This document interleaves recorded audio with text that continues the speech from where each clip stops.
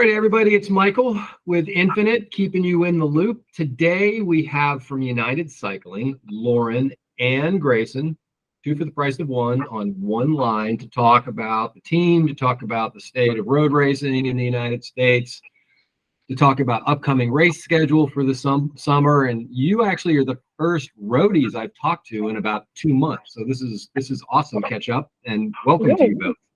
Thanks so much. We're excited, and Infinit's been a great partner, so we have been looking forward to continuing our partnership each season with them. That's great. Now, how long have you guys been with Infinit? This is our third season? Yeah, third full season, yeah. Well, tell us a little bit about the team. And I know you've got both men's and women's, and I'd really like to find out more about the United team and, kind of your history, why you started, and, state of the team currently and what you see the future direction. Yeah, absolutely. So the team was actually founded in 2018 by Justin Stanley. He started the team kind of more as a masters team, with friends on there, raced some Texas local races, but didn't do anything kind of bigger than that. So in 2019, I actually joined United. I was the only female on the team, and obviously racing by myself was always a little bit more difficult. And so moving into 2020, I had asked if I could start the women's team. And at that time, it was more of, local women who just wanted to race together, have fun, group of friends. And it kind of took off from there. So moving into, obviously, 2020 season didn't really happen, unfortunately. But moving into 2021, Grayson ended up taking over the men's team and has since created a club team, masters team, and an elite men's team. The women have an elite women's team, and we raced as a D1 USA Crits team in 2021. And since then, now in 2023, both teams are domestic elite teams, and we have about 100 members overall on the team, and are looking forward to still expanding the team, moving into next season. We have started racing all the national events. We've been attending stage races this year, which the team has done very well at. So we're excited to see the progress of the team. It's like one big family, which we absolutely love. And just have a really good group of people each season, past, present, hopefully future riders that, just love riding their bikes and lining up as a team and seeing where we can go from there. Neat. What would you say the mantra of the team is? Grayson? Sorry, repeat that. What was that question? If you had to say what the mantra of the team, what's the attitude, what's the team all about? If you could sum that up in a couple of sentences, what it would be.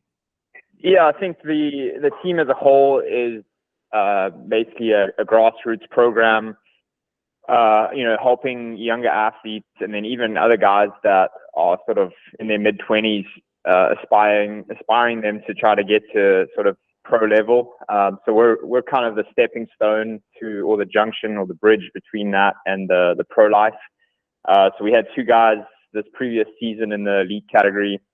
They left the team for another bigger team. And since then they've been getting some great results. So yeah, we're kind of the stepping stone, but with the objective of keeping a family sort of, vibe, if you want to call it that, or environment, creating a nice, friendly environment for riders, with very little pressure to, succeed other than what their own ambitions are. And we myself and Lauren, just kind of try to steer them down those paths of making the right decisions, as, they get closer to their goals. So in a whole, I'd say that would be it.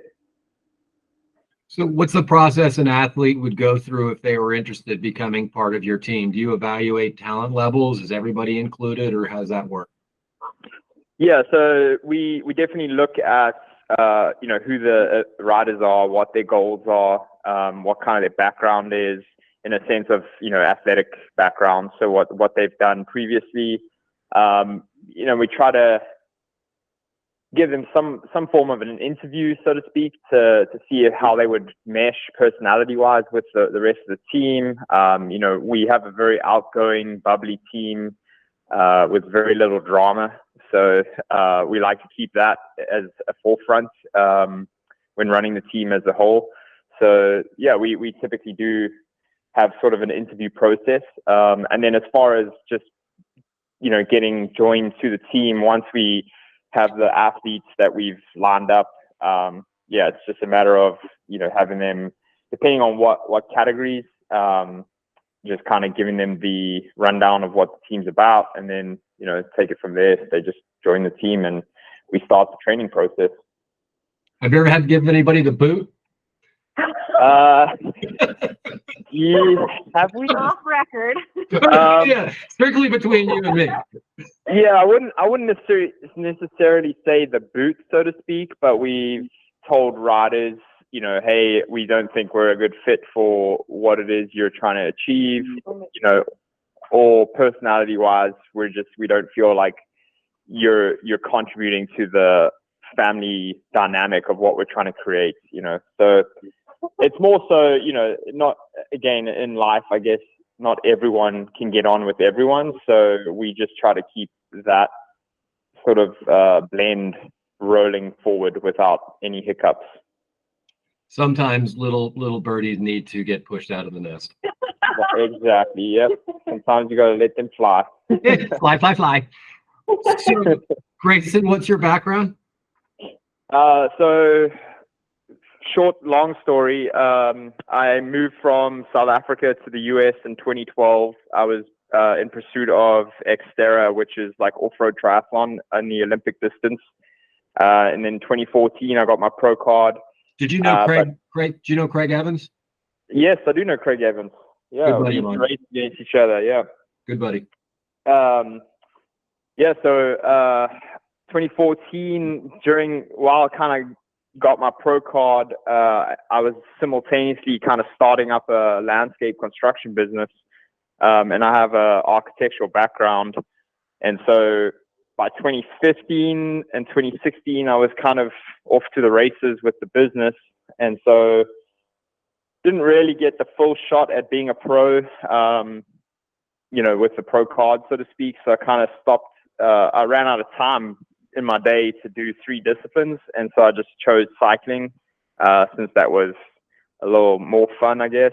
So since then I've been basically just full-time pursuing the cycling scene, and then, like Lauren touched on earlier, we took over this team from a close friend of ours who ran out of time himself with his career path, and so we've just tried to grow it from there. That's awesome. And Lauren, what's your background? Nothing like Grayson's. I was actually a cheerleader, and so I did that for about 15 years, and then I had never really ridden a bike, and then I met Grayson through mutual friends, and started riding. And since growing up in cheerleading, I did the competitive all-star side, and so I miss having that, competition each weekend or whatever you want to call it. And so I miss just, being competitive. And so once I got into cycling, I just jumped in some races, and it kind of took off from there. So it's been really fun. That's amazing. I've heard, swimmers becoming a cyclist, runners becoming. I have never found a cheerleader. You're first. So I'm probably the loudest one in the peloton with 16. I got pretty good pipes too. I'm the guy that gets always kicked out of kids' soccer games. That's me. That's awesome. Yeah.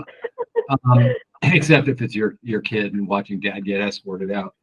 Yes. But, that's really cool. So 15 years. Were you professional?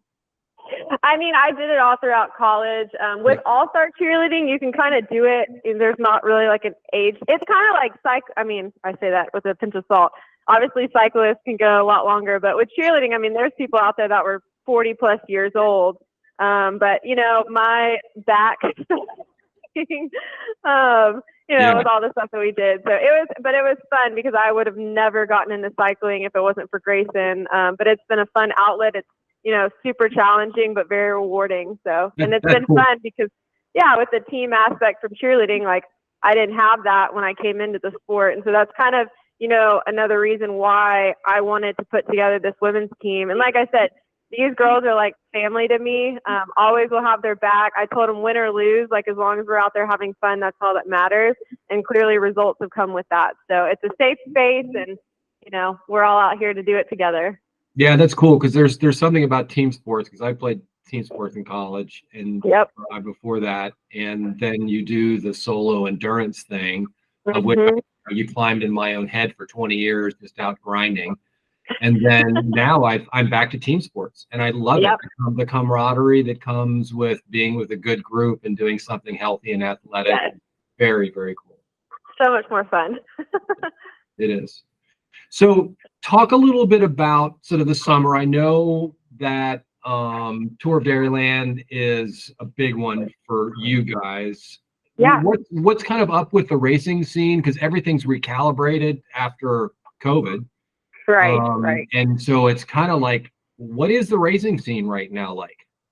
Yeah. So I'll speak for the women and kind of let Grayson go into the men's side. So with my team, we kind of, in 2021, like I said, we were a D1 USA Crits team, which was super exciting. It was a great opportunity since we were such a small team and no one really knew us to really get our name out there and line up at these big events. Obviously, last season, with that being gone, we tried to target as many of the bigger events as we could. And then moving into this season, it was our first year attending the UCI, pro women's stage races. And the girls they finished 6th overall at Redlands. And then at Joe Martin, we were 6th overall, but we were the top team that wasn't a UCI or pro continental team. So that was, absolutely crazy to come into the season, never having stage race as a team and then going out there and getting a result. So super proud of them. And other than that, we've been going to the big ACC events. Obviously, Tour of America's Dairyland will be at that one. And then obviously we try to attend a lot of the local Texas races as well to support, any races that we can for local. I do have girls kind of all over the U.S., so they do support their local races as well. But we do try to target, the big races that we can on the national level. And then I'll kind of let Grayson talk about the guys' schedule since there's a little different. Yeah, the guys' side this season has kind of been up in the air quite a bit. We've had a couple guys get injured, and again, so the difference I think with the men versus the women is on the men's side, a lot of the guys have full-time career paths that they're focused on. So it's basically a band of brothers that get together over the weekends and put everything to work, so to speak. So yeah, we've had a little bit of a haphazard sort of approach this season, trying to get guys to show up to races. But we have 5 guys showing up to Tulsa this weekend. So yeah, there's on the men's side, there's not really a set calendar. We just try to, have team conversation and check to see who's going to be showing up to what. We do have obviously a spreadsheet that we put together at the beginning of the year, where everyone can kind of see the races and then, put what they are targeting for. So, but yeah, we've struggled a little bit this season just with guys getting injured and crashing at various events. So right now we're hoping to reset, sort of mid-year reset after Tulsa, let everyone kind of recover and rest, and then maybe we can build back for the back half of the year. But yeah, so this previous or the start of the season, we took on a lot more Cat 2 guys that we've been trying to mentor and help them try to get to Cat 1 level. And a lot of those Cat 2 guys have actually been injured. So yeah, we're hoping to just keep building from here and see what we can do in the back half of the season. How does the market changing on you affect how you run your team? And the reason I ask that is, Utah and California and all the big races, most of them not being around anymore. How does that affect how you recruit? Because you're not recruiting for the mega races. You're really recruiting for kind of the more mid-level, probably overall, eh? Yeah, I think the racing in the US is obviously heavily targeted for Criterium racing. So, and then that in itself, Criterium racing in the men's pro field has, if you look at the body types that show up, you got these guys that used to be like ex-football players or, gym heads that are just really big guys. They're almost like a linebacker, so to speak. They're just built differently. They're not like a skinny little road cyclist that we used to have back in the day. So it's changed definitely the way who we trying to target for riders, who we bring on, because the Criterium scene is just heavily weighted in the US. So there's not many road races or stage races anymore. So yeah, that's obviously a thought in my mind all the time while I'm recruiting riders. But yeah, COVID has definitely changed the game. I think those 2 sabbaticals of, if you kind of racing, the calendar not really being set, I feel like guys have been able to just really hone in their routines and their training plans and just really come out firing on all cylinders this season. So the level has definitely increased across the board. Where do you see the racing scene 5 years from now? With you got a couple of these events popping up, like the NCL and things like that, and you get these private investors. We obviously love the sport. We'd like to see it go mainstream instead of being sort of a second tier sport. So I think if there's a little bit more, if these event organizers can get together and plan a little bit better, it could be something big. But I feel like it's got to be a combination of conversation through all these events and see if there's a middle ground that we can achieve a standard. It could be as big as Formula One racing, motorsports, if we can get better TV coverages, if we can get, maybe some data from within the race. Obviously the onboard cameras help dramatically to help, people understand, spectators understand what the sport's about. And, a lot of the times you go to these events and spectators are like, oh, so why do you have one guy up the road and, the rest of the field just kind of sitting? And you got to try to explain those dynamics. So I think, as the spectators become more educated, the sport can keep growing. So, yeah, that's where I'd like to see it go from my personal standpoint. Interesting. Yeah, I have this weird idea, which is that I would love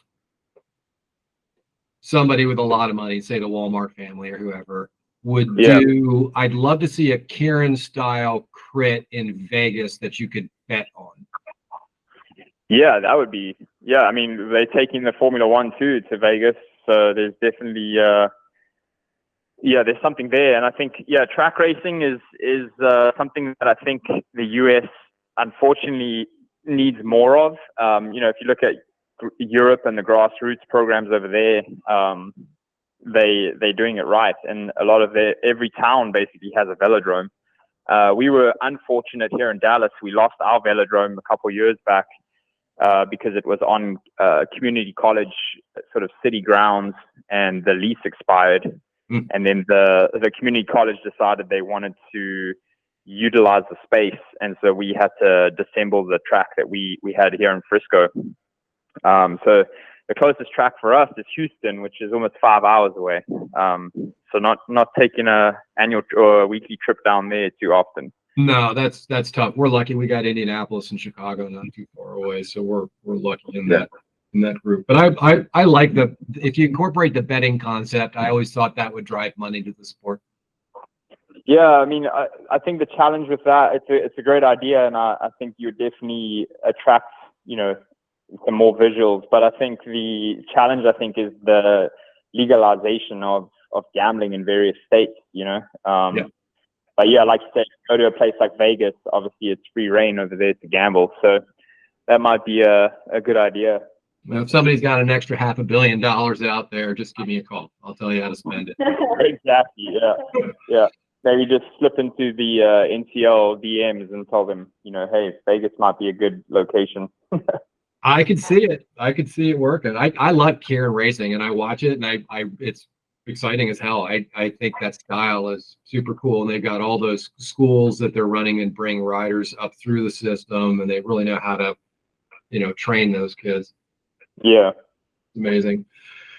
All right, so calendar this year, you got Dairyland, and then what do we have coming up in the next 30 days that we can watch you guys at? You said Oklahoma? Tulsa Tough. Tulsa? Tulsa Tough is this weekend. I believe there'll be a live stream on their website for each day, and I'll let Lauren touch on the others. I don't actually know. I know some events are doing live stream and some aren't. But we'll, like you said, have Tulsa Tough this weekend, and then we'll leave for Dairylands next week. And then we have Pro Road Nationals that's coming up the end of June, which typically they have that live streamed. But other than that, I mean, there's Boise, Salt Lake, Intelligentsia, Winston, Littleton. So we're hoping they do live streams for those, but we'll see. Awesome. That's very cool. And if people want to reach out to you and your team, tell us the best way to do that. Yeah, so typically we have them reach out. A lot of them send us DMs on Instagram or Facebook. So obviously always responding there, or they can shoot us an email at unitedcycling@yahoo.com. We're always super responsive on there. You know, when an athlete reaches out and they have questions, like always happy to answer that. I know when people reached out to join the team, you know, I had a conversation with almost every single, I'll say, woman that reached out to me. Because I do feel like, you know, there's so many, you know, different opportunities, but I want to give people that chance to talk it through and see what they're interested in and what their goals are. And it's fun. It's fun getting to know different people and people that you've lined up with, but you might not know who they are. But yeah, they can reach out on social media or via email, and we'd be happy to get back to them. Awesome. And then typically, what are you guys doing on race day? I mean, as far as product when you're racing goes, you're such high heart rate stuff typically. Yeah. What do you guys use caffeine? What do you do? So most of the people on the team have custom Infinit mixes that they put in their bottles. I know some people use kind of the generic brands. It's kind of whatever the athlete prefers, but a lot of them do custom mixes. I myself and so does Grayson both have custom mixes for crit races versus say road races. Mm-hmm. Me personally, like probably TMI, but I sweat a lot. And so I made sure that my custom mix, you know, made up for that. Versus Grayson might not need that. So a lot of people, yeah, like I said, just do the custom Infinit mixes to the needs of their own. And that's what we use on race days and for training. Very cool. We're in the next couple of weeks, you're going to hear, I'm sure you've heard about the 90, 100 gram, 120 gram kind of stuff that's out there right now. Mm-hmm. We are going to be unveiling a 90 and 120 gram option on Infinit too. Awesome. Yeah, it's very cool. I've never been convinced of it, but the numbers I'm seeing that they're really driving about 1.7 grams per kilo of body weight and having people absorb it. That's 400 to 500 calories an hour through fructose glucose. So I've come around on the science, and I do think for road cycling especially, there may definitely be some benefits to high carb mixes to improve performance. Right. Yeah, there's definitely. I've been watching a couple documentaries. I'm actually looking forward to that Netflix documentary with Jumbo Visma that's going to launch. So I think that's going to be a very insightful information. But yeah, just listening to some of the doctors surrounding these teams and what they're recommending these Grand Tour guys are eating in a single day is just crazy. It's mind blowing. Yeah, we're talking a half a cup of sugar a bottle. Yeah, no, I think there's definitely a need for training to get to that point, but you can't go from zero to hero. But yeah, it's just mind-boggling at how much. Even I've been doing a little more research on like electrolyte replacements and what the average human or adult should consume. And something just as simple as sodium. How much you lose in your sweat is quite outstanding. So. And it varies day to day too. There's companies out there that say take a sweat rate test and that's your number. That's not true, because you get sushi and have soy sauce, your numbers are going to be through the roof the next day. So That's like us every night. Yeah, Me too. we've been doing. We've got a sauna, a little barrel sauna at home, and so when we do some sauna training, we're using 1,000 milligram sodium replacements. Just to replace whatever we've lost. But I've been tweaking my formula on my Infinit to kind of replicate some of that. And so if I look back at the different formulas that I've created, the first one versus the one I'm on now is there's a huge discrepancy in nutritional value. Let me guess. The flavor's way down and the salt's way up. Pretty much. Although I do like to have some flavor, so I've tried to work on my osmolality to just be where it needs to be, but also have a little bit of flavor. And then yes, sodium.